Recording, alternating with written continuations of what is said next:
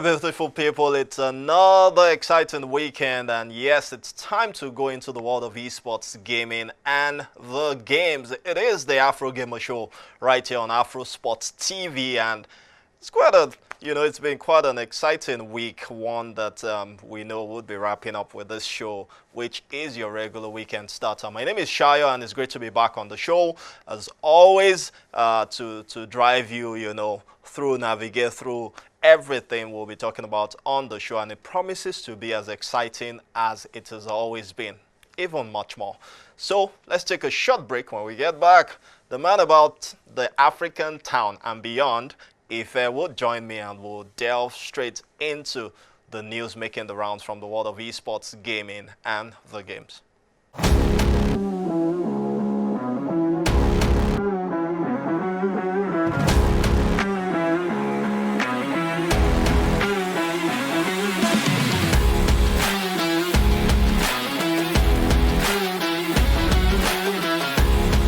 Alright, welcome back. It's still the Afrogamer show, and if you're just joining us, you haven't missed a bit except the intro, which is as exciting as you can imagine. But then it's time for the news, and I've got FIFAe joining me on the show this beautiful day. FIFAe, welcome on board. How has the week been, and how ready to go are you for the weekend?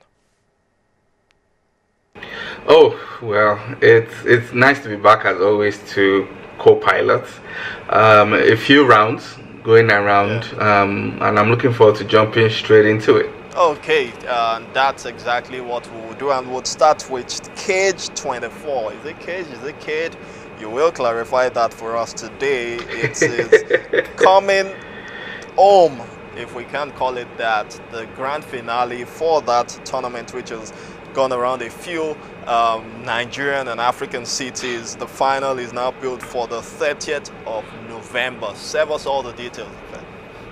Yes, so to avoid confusion, Shire, the name of the event is Cage 24, and then the owners of that IP or that property is Cade Esports. I know it can be a little bit confusing. I think that's what the team something the team should have discussed before putting out any communication. So they have that grand finale coming up, like you did mention, at the end of this month at Harbour, which is an event center in Victoria Island, Lagos, Nigeria. So they've run different qualifiers across the country for different titles, EAFC, Call of Duty Mobile. So they are doing different events, and they're meant to bring those winners from different part of the country to the event. Alongside that event, it looks like there are other events holding their own grand finale also. So you have Onile Esports, which has been in Lagos State, which was being hosted by Game Evo. So what they did was they cut across different districts in Lagos State where they had people who had gaming centers, and they did EAFC qualifiers. So the grand finale will also be happening there. So it's different events. I think from top of my head, I think that there's a cosplay event also happening. So it's like you have like 4 events in one, but Cage 24 is the one that is outstanding. It's safe to say everyone is being brought into the cage. Exactly. I like that. I like that. I like that. Okay, so that's it about Cage. Definitely we would have a bit more information, because we know the 30th is still about 2 weeks thereabout away from now. So it would serve you all the gist as we keep getting them on the show, and ultimately tell you about the winners and the losers from the grand finale. Talking about grand finale, it all comes together this weekend. It started on the 13th of November, and it's FEJA 8. FEJA 8, Abidjan, Cote d'Ivoire has always been the destination for that. And yet again this year, that's exactly what has happened. Okay, yes, Shayo. So FEJA 8 will be happening this weekend. Just a background for those who don't know FEJA. So FEJA, they call themselves the biggest esports event in West Africa, and this is their eighth year. As much as there's a few reservations about the event.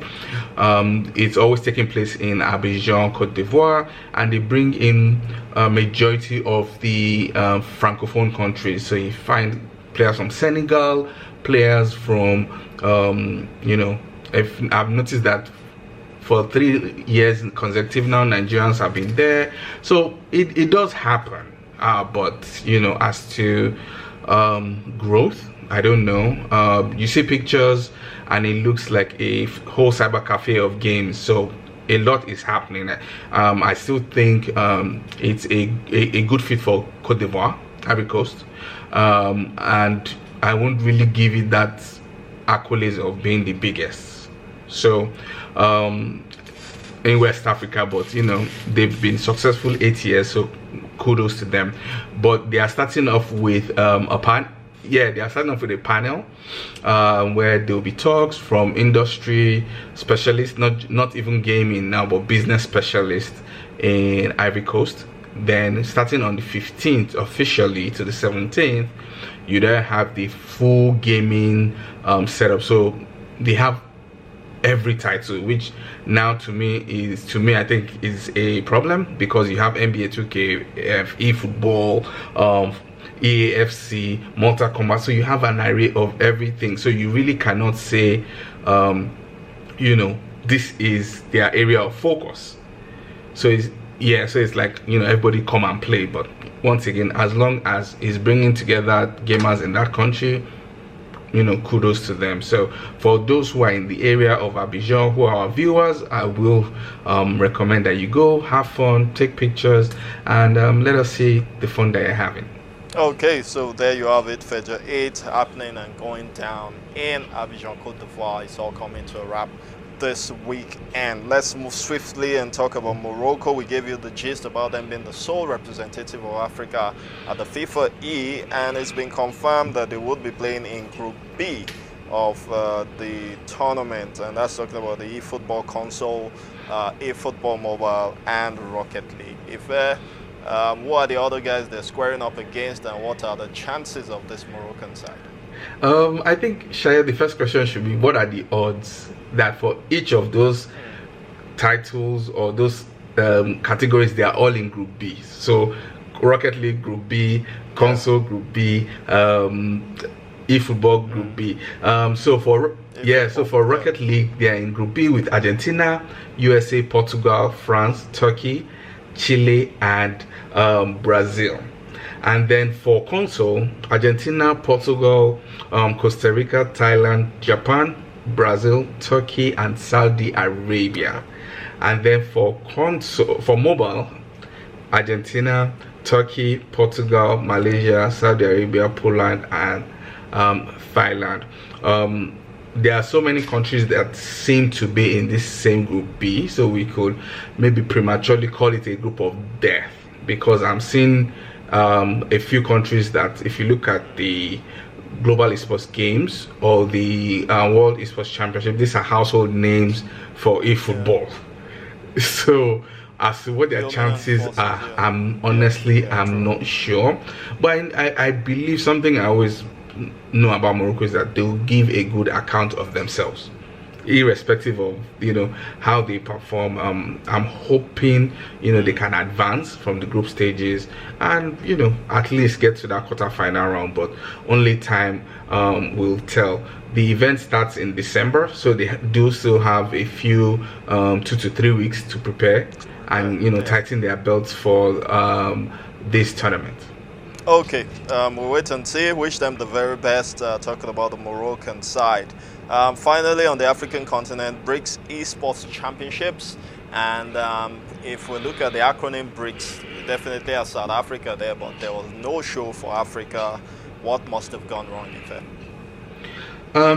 So I think it was just a carcass thing, because I know earlier in the year there was the BRICS Games, where African countries were there. As much as it was not as loud as the Olympics, which it can never be but Nigeria participated with getting medals. Ghana was there. I saw Ivory Coast, I saw Togo, and it just looks like someone associated with BRICS has said and just said, oh, it's a fantastic idea, we have the games, so let's just do the esports. So if you notice, only I've seen just India post about it, and I've seen just UAE post about it. Even Russia, no post, nothing. So exactly, so I think it's just more of an opportunist angle of, hey, we're doing esports, so let's just do, and they just invited the people they knew, and that's where Africa was actually missing. So there's not much to discuss really not about much that. For me personally, I don't even think it's mature yet, considering the fact that even the BRICS concept, it's still in its formative stage. Exactly. With a lot of twists here and there. Some countries have just been admitted in whatever capacity, including Nigeria. So lots of big concerns about the concept, a lot of big concerns about the Russians. And I know some of these questions usually come up when we're at the Global Esports Federation meetings, be it the town hall or the team preparation guide for the tournament. But that's by the way. All the best to them. They've done what they've planned to do. Let's see it grow, let's see it get better, and let's see them take their time for better planning in future. Moving on now, the second before the last story, let's talk about the EA and the Premier League. The ePremier League is back. I remember the last one was in 2022. I enjoyed it so much, and it was disappointing not to see it in 2023 and 2024. But now 24-25 season has been announced, and everyone is excited about that. Yes, so I think the periods that were missed was during the periods of the divorce between EA and FIFA. So I think they have finally gotten over that now, and they're deciding to move on. So I did watch that too, and I remember we always talking about it because it was during the international break of football. So I'm excited that it is back, and it's broken into different categories, same thing as they've always done. The Premiership teams, you online registration, you play online qualifiers for a sport at the club playoffs. So obviously you must have that what's it called, the FUT account. It's not like what we do in Africa where it is kickoff.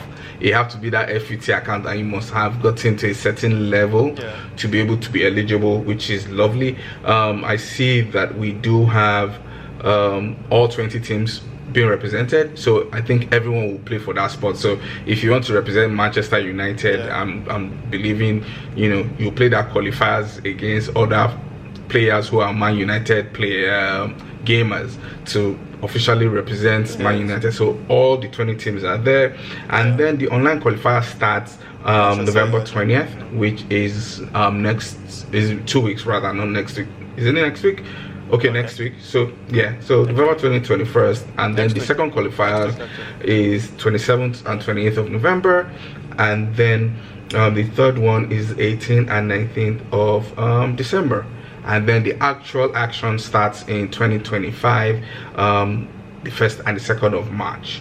And for the whole month, it will be back-to-back actions with the grand finale on the 23rd of March. All right, thank you so much, Ife. Of course, $100,000 is the prize pool, and there's also a chance for the players to also fight for a chance in the eChampions League and the FC Pro World Championships qualification. So there's a lot at stake beyond the money, which is good money, by the way, $100,000. And I remember this, well, it was not this particular one, but the FIFA tournament. Then when EFC and FIFA were still running the FIFA property, was what announced Aldo Sari, who is now the big boy team owner out there in Saudi Arabia with Team Falcons. On a final note, and this is away from core esports, it is the Korean Esports Federation, or Korean Esports Association, actually, KESPA, who are organizing the Global Esports Forum, and this is good to see. The only question is the impact of this on the global, as the name goes? Will it end up being just an impact within the Korean economy, or there's something that this will spill over to impact and affect other parts of the globe? Because this is a global. Between you and I, Shayo, I think it is just for the Korean people. As much as they've invited other speakers from Africa, from Europe to be there, I think they are also just preparing for 2025 and what's next. So if you look at the program, you see them talking about Olympic movement in Asia. Yeah, so they, as a country, are preparing for that Olympic esports games. They are talking about AI. You do have, Ji-won, who I believe is from Korea. She's already an esports manager at the IOC. So she is properly positioned. They'll talk about education. I noticed that we do have two of our own. You do have Flip, who is the president of Namibia Esports, and you have Kwesi also, who leads the Esports Association of Ghana. They are just giving insights on how Africa is. So in my own opinion, as much as yes, they're inviting others, I know someone from British Esports is there, it's more of a one-way traffic. So they are absorbing information and putting their house in order, which I believe, Africa needs to actually do, basically, and not just, carry our regalia and be happy to be speaking elsewhere. We also need to put our house in order, especially because there's the OEG coming, which I still think we're distant miles from even having a conversation talking about, even before we even say we're ready. So it's a nice initiative, but kudos to them for absorbing information.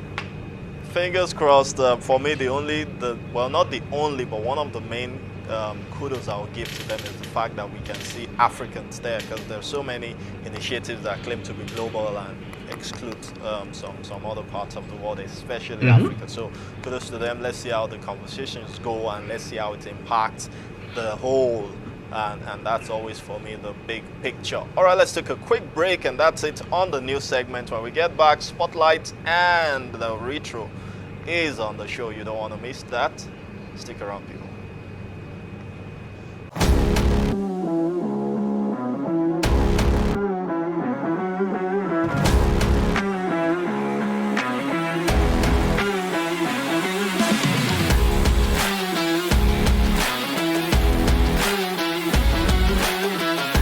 Welcome back, guys. It's the Afrogamer show, and you can see it just right there behind me. And yes, it is all about esports gaming and the games. And I've still got Ife on the show, and that's because I wanted us to deliberate on the Spotlight. Then we launch the Retro, and I can let him go and enjoy his weekend. So on the Spotlight today, we're talking about a brand that has decided to commit more into the gaming investment, and it's good to see this. I remember we were talking about Malaysia the other day. I remember we talked about LG, a brand here in Nigeria, was doing so much for gaming and esports. We talked about Tencent trying to do a lot with PUBG Mobile, but now it's been confirmed. Unilever have said they would be investing more in the gaming ecosystem.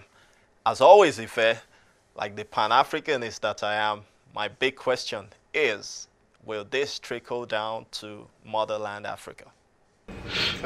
So wonderful initiative by Unilever coming out. I think this is maybe the first time someone or a brand is coming out with intent to actually say, this is what we've noticed, and this is what we're doing. So they have even come out to support with reports saying that they know that 70% of gamers care about their care products, be it deodorants, cream, or toothpaste, anything that falls under Unilever's portfolio. And they've decided, how best to get that generation, the upcoming generation, than to invest in something that will catch their interest, which is gaming. So it shows intent, and I am happy and I love that. Like you did say, and like the Pan-African, I'm with you on that table. Will that trickle down? The issue is not even the trickling down. The The issue is, will the country marketing managers or the custodians, kind of understand that perspective? Because you can tell them this is what your global is doing. If they are stuck in their ways, they are stuck in their ways. Exactly. If they are stuck in their ways, they are stuck in their ways. We've heard that several times, but I think what we'll do now is this: we'll simply just make sure that headline, we'll do a cutout of it, and it will be the first slide of every presentation we want to send to the Unilever guys. Unilever, I totally agree with you. I totally agree we want to do with them. Okay, thanks a lot, Ife. It's great having you on the show as always, and you can enjoy your weekend. All right, thank you. Do enjoy your weekend too, Shire. All right, thanks a lot. And yes, let's take another quick break, this time with our retro for today. And we're talking Kung Fu Master as far back as 1985 on the Nintendo Famicom. What does it look like? Have you even experienced it? Did you experience it in 1985? You should be a daddy by now if you did. Let's catch that. We'll be right back.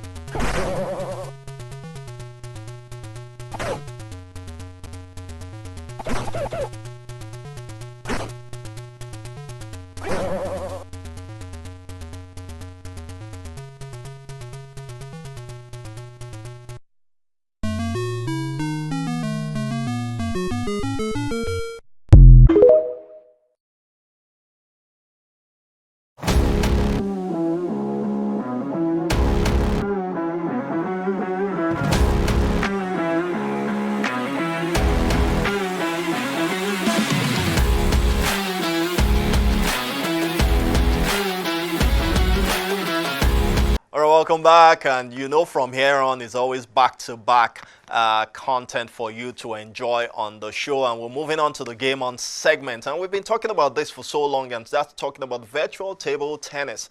And we're making a lot of emphasis and focus on the virtual side of things, be it table tennis, be it taekwondo, be it cycling, be it rowing. There are loads and loads of this happening with different international federations. Why are we focusing on it? Because next year is a big year for the world of esports, which includes this virtual title. So today on Game On, let's look at how the virtual table tennis competition went down. A bit of action, snippet from there, went down when the Olympic Esports Week was held in Singapore in 2023. Let's catch that, and we'll be right back for more on the Afrogamer Show.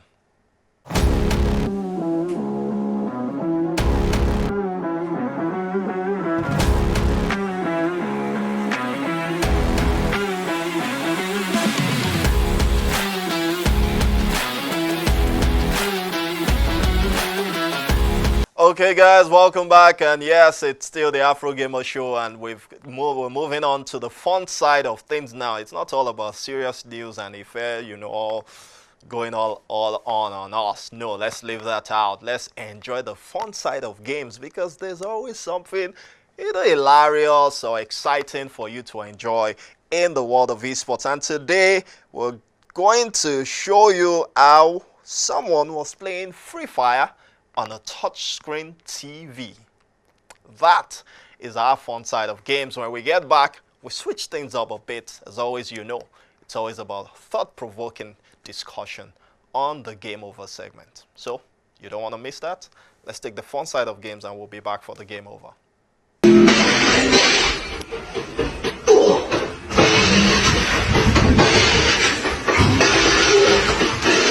Alright, welcome back, one thing I should get is just that touchscreen TV. I don't need to play Free Fire on it. I don't even know how to play Free Fire, by the way. But maybe my FIFA FC would be exciting to play on such a screen or some other game, you know, just to enjoy it. But yeah, it's been an exciting show, and as always, we do not just leave you to go like that. There's something we call the game over, and it's time for that. So, like I always say, come close, let's talk.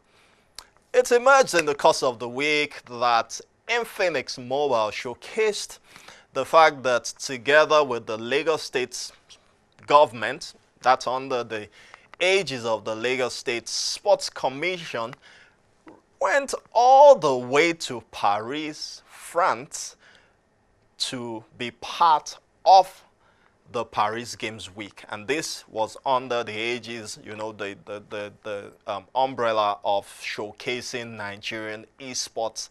Then we saw pictures, we saw the story, but most especially the pictures, and connecting the brand Infinix Mobile with the people who were playing some games on the mobile, and none of them were Nigerians.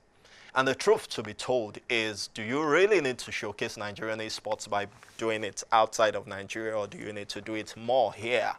Yes, kudos to them. They've been part of a few initiatives, from the PMCC to the 10 and 80s tournament, and a few other initiatives. But the truth is, it's not all the way at the Paris Games Week that you would get to showcase these games. That's factoring in the consideration that some of these guys do not even use these phones. One of the things I rushed to do when I saw this story was to check if Infinix was even a top 10 mobile phone in France, and it wasn't.